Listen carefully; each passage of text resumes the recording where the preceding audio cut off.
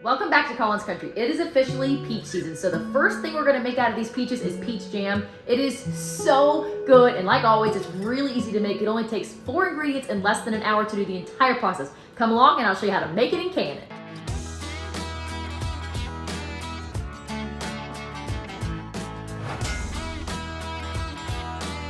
So this recipe calls for 4 cups of chopped or pureed peaches. I prefer them pureed. 3 cups of sugar, 2 tablespoons of lemon juice, 1 teaspoon of butter. This is optional, but I do usually use it. You just throw it into your jam at the end of the process, and that helps to control the foam that is created during the process of making the jam. And last but not least, 1 box of fruit pectin.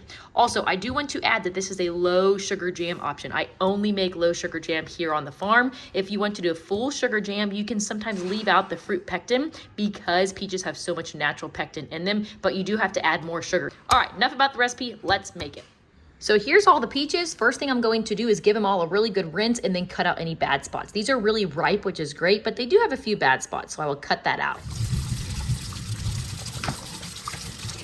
Next, we're going to take our peaches and cut out any of the bad spots and remove the seeds, and then we're going to put them into our food processor. If you would prefer it to be more chunky, you can just cut it into pieces. Also, I prefer to leave my skins on, but if you do not want to leave your skin on your peaches, all you do is blanch them in boiling water for 30 seconds, then put them in an ice bath, and then the skin just peels right off.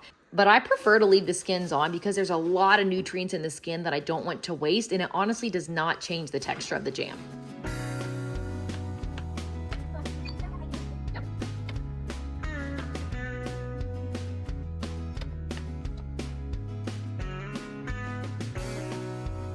Now we're going to puree them in the food processor. Of course, the longer we puree them, the smoother it will be. The less time we spend, the chunkier it'll be.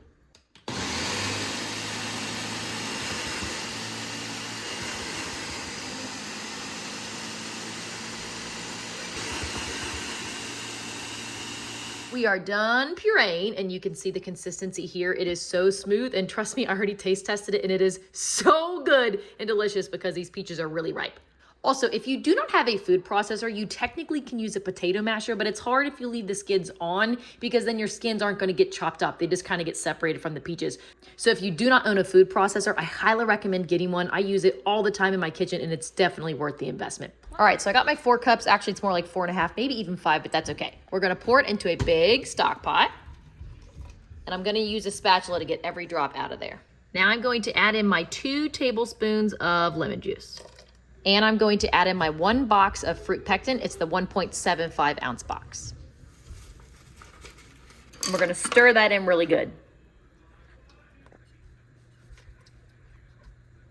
Now that everything is mixed in and dissolved, we're going to bring this to a boil. And while it is coming to a boil, we're going to prep all of our canning stuff. So I've got my giant stock pot of water coming to a boil.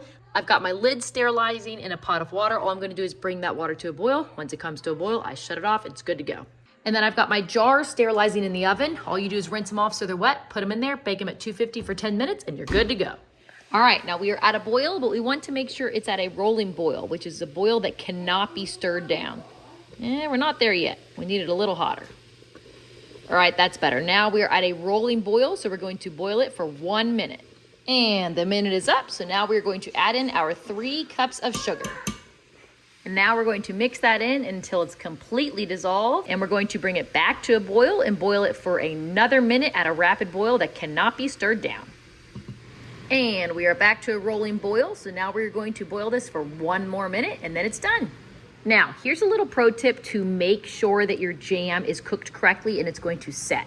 All you do is you take some out and put a little drop on a plate and wait until it cools, which only takes like 1 or 2 minutes. And if it's thick, like the consistency you want it to be like jam, then you're good to go. If it's not, you just boil it a little longer to make it thicker. Okay, it's been 2 minutes, and as you can see, this is set. It's not even moving on the bowl anymore. Here's the consistency, nice and thick, won't even drip off my finger. We are good to can this stuff.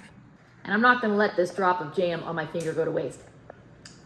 Oh, so good. Perfect taste of fruit to just the amount of sweetness that you need. Delicious.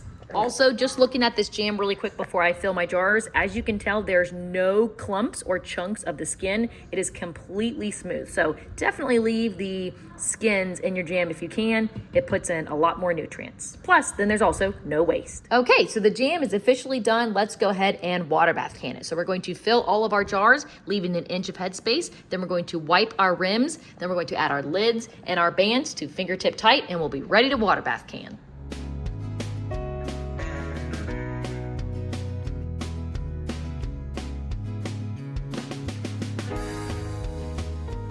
Okay, jars are filled, and as you can see, that filled 6 of our jelly jars, which is a half pint. So now we are going to put them into our water bath canner. And just a reminder, if when you put your jars in, the boiling stops, that's okay, it happens a lot. Make sure it comes back to a boil before you start your timer. Jars are in, we're at a good boil, so now we're going to water bath these for 10 minutes. The 10 minutes is up, so now we can pull out our jars.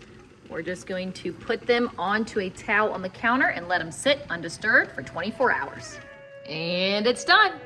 There's our jars. And I'm telling you, this really is the best peach jam you will ever try in your life. All right, that's it. Let me know if you have any questions down in the comments below. Otherwise, have a great day, everyone. Oh, there goes a pop.